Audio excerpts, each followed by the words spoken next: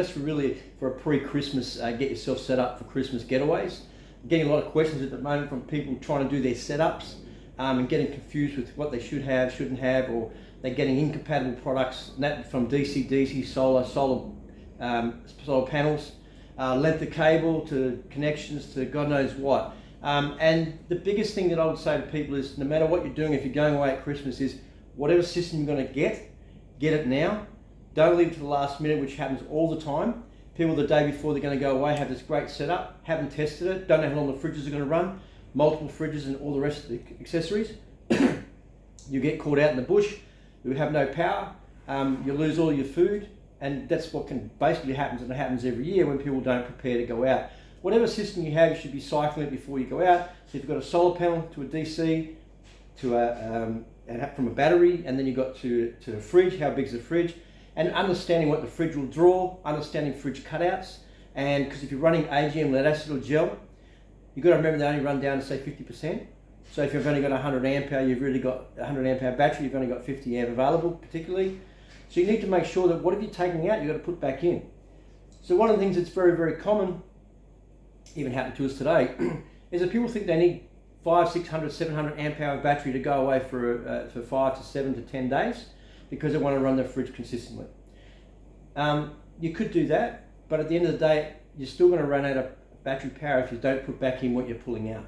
So one of the common things that will happen now being summer, I'm in Western Australia, and up north in the Pilbara, it's very, very common for me to get a call and they say, my battery, not even our battery, it's an any battery. They've got batteries running in parallel. They want to have a 400 amp hour battery bank, which I did see recently, even a 600 amp hour battery bank. And they're running 130 to 170 litres or even 200 litres of fridge, one set into the freezer, and it's up north where it's probably 50 degrees. And they're wondering why they're saying the battery, they're saying it doesn't hold charge. But the math is the math. You have to work out what is that fridge pulling on a freezer. So for an example, a 90 litre or 100 litre fridge, I know for a fact that if you got that at minus 15 and it's 50 degrees outside, it's probably, and say it's a 90 litre fridge, just for an example, I've seen it happen many, many times. People say, battery won't last 24 hours. And then I look at what they've got and I say, that's pulling 15 amp. And they'll say, yeah. And I'll say, you won't get 24 hours out of a 100 or 150 amp hour battery. Because 15 amps or even 200 amp hour battery. The math is the math. And the common reply is, but I thought I'd get more out of it. You can't get more out of the math. The math is the math. So regardless of what you've got, you need to work out what is it my accessories draw, what's my battery size, and the most important thing is what am I putting back. Efficiency is one of the most neglected words in this industry. It's all about efficiencies. Solar panels. You need to look at, okay, what's my solar panel putting in? Typically going to put 18 to 28 volt or 24 volt, whatever. So, and then they'll run 20 or 30 meters of lead and wonder why the voltage is not coming through to the controller. The fact is you've got resistance. So again, if you want to do that, you can. Just run a bigger solar panel, run your 20 meters of lead, but then also test it between that and your controller. So one of the cool things to get is, and they're cheap enough, they're probably 20 or 30 bucks, is you've got these, they're called power analyzers. They've got Andersons on each side, and the great thing about this is you can always look at, well, what's coming in, what's coming out. So I can plug this between my solar panel Anderson and the controller, MPPT controller, and it will tell me what's coming out of the solar panel. So I know if there's a fault at the solar panel. I know if the panel's only putting out 2 amp. If you've got 300 watt solar panel, it's only putting out 2 amp. There's a reason for it, okay? There's some fault somewhere along the line, or the cable is too long. But again, you just need to understand it. So if you've got these, this actually replaces something like a multimeter. So if you've got a multimeter, yeah, you can test things at the source, etc. But in this environment, the 4-wheel-drive adventure camping, typically everything's got Anderson plugs. That's kind of the standard in this industry. So if you've got the pair of analyzers, and these are 200 amp hour analyzers, so they'll go up 200 amp hour and accept that. So we're checking things like solar panels, checking things like DC-DCs, checking things like, from the AC-DC charger, what's coming out. You can plug that to the AC-DC charger, it'll tell me if the voltage is coming out. Because with AC-DC chargers as well, people get the wrong profile. And we've been over this 100 times, is that lithium doesn't mean it's one type of lithium. And the same as you've got AGM, lead acid and gel. Each of those products, and there's also new ones coming out as well, they'll have different charging profiles. So you need to understand, make sure you get the right charger and be able to test it. And the only way you're going to test it if you don't know how to use that multimeter is you need one of these. And then you can get a couple of these. You could run one of these between the fridge and the power source, and then you can see how much the fridge is, what's coming in, and then you'll see on the fridge what it's drawing. So you can actually look at and see, well, what's actually being provided and where there's a fault. So these are handy to have. And you can leave these in line, it doesn't matter, everything will run with that in between, it's okay. But the reason for that is to be able to test your system, okay, and make sure that your system is going to give you what you need. So the first thing I would say is always test your system, whatever it's going to be when you go out, as the way you'll be using it. So put the fridge out there in the sun with the solar panel, with the DC, with the solar input, like we went over, this one here's got a solar input, with your regulator. Make sure the solar panels that's coming into the DC reg or the regulator matches. So don't have 600 watts of solar panel into a 10 amp MPPT controller, because that's a complete waste of time. Make sure that you've got the right size controller to be able to provide the amperage that you want to the battery. And again, make sure you check the spec of the battery. What's the highest charge it'll accept? If it says it's maximum 50 amp, don't go and put 80 amp. It'll take it, but you're going to probably have a battery that lasts 12 months, 6 months. So you need to pull out the old the instructions of everything you've got and have a look at it and make sure you can check the efficiency. So if you had a solar panel, for example, on the roof for 5 years, and you're going to go out camping now, and it's only a 120 watt solar panel, and you've had it for 5 years, the chances are that might be only putting out 1 or 2 amp, and your fridge is going to be drawing maybe 2 or 3 amps constantly. You're not going to be putting enough in for that battery to keep up with it. So if you're away for 7 or 8 days, you're going to run whatever it is flat. Even if you've got 200 amp hour AGM, lead acid and gel, remember, it's 50%. Unless you've got lithium, you can run it right down, but if you've got AGM, lead acid and gel, you're going to have to look at, say, 50% of it.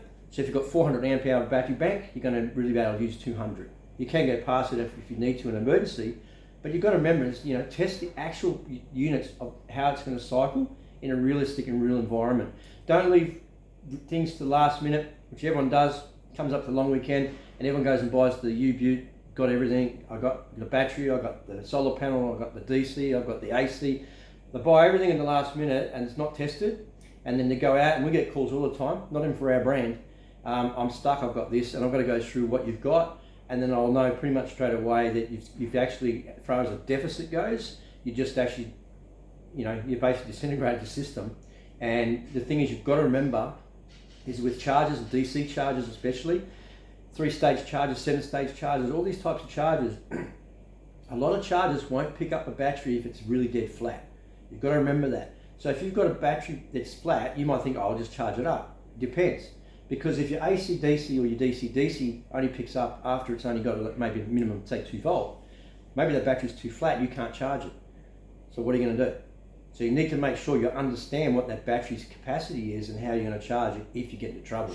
There are single-stage chargers like we have that will pick up. It doesn't really pick up, it just pushes the power in, and then and give them enough to, then you put 3-stage or 5 or 7-stage charger if you want. So these are just really simple things that you need to know. If you're going to go away for the Christmas period, 10 or 12 days, because everyone gets into trouble in that period, and it's usually because they really have no idea what it is in the vehicle. The other thing I'll tell you is that if you give a vehicle to somebody and say, look, just give me what I need, I want to go away, I want to do this, I want to do that, don't leave it up to someone else and just assume it's right. You've got to understand what it is you've got when you're away and you're off grid. If you don't understand when you're off grid what can happen, you're going to get yourself in a lot of trouble. You don't want to be here between Leonora and Alice Springs and have problems in the middle of nowhere. The other thing I will say is if you're going away and you're up north, etc., get yourself a satellite phone. They're cheap enough now. A sat phone will be charged off the USBs. It's always good to have a satellite phone. I mean, I know you can get boosters for your Telstra. However, a lot of the roads up north, not just in WA, but anywhere in Queensland as well, between South Australia and North, it's good to have a satellite phone. Iridium's good, or an Intersat, where you can just point the phone to the horizon and you're going to get coverage. So, and also has a GPS, etc. in there. So that's just an important thing to have as an accessory. If you're going to buy accessories, it's good to have all the fun stuff, but get yourself a satellite phone, which is also quite handy, just to be safe over Christmas. You don't want to be stuck out there in Christmas with no. Another thing is you don't want to have no power and have all your perishables go in your fridge. So it's very important to understand what your fridge is doing, how you're going to run it. If you're going to run it as a freezer, run it as a freezer at -15. See how much it draws. If you want to see how much it draws, you'll see it on the whatever your power source should have some sort of thing like a monitor, like the Nomads has it'll give you the amount that's pulled out of it draws. Even the V5 will have the same thing, and just make sure that you're getting enough power in to what's going out. So you don't necessarily have to have 400 amp hour or 300.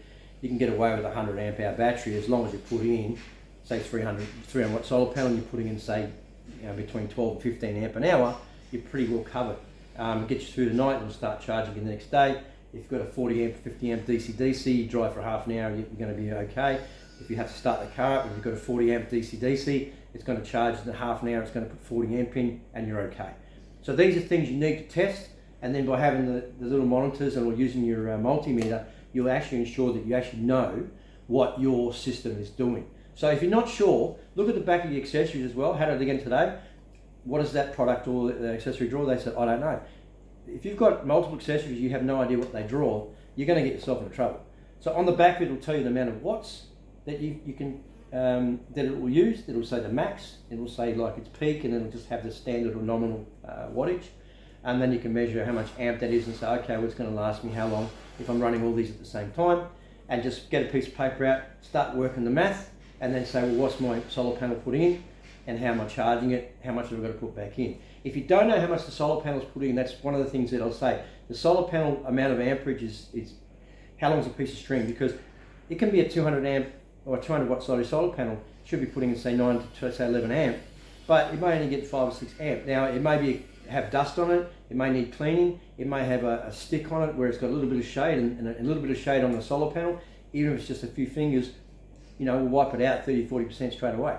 So you've got to remember that you've got to understand how you're going to get the maximum charge if you're going away and you're actually relying completely off grid. There's no real way around getting around the solar.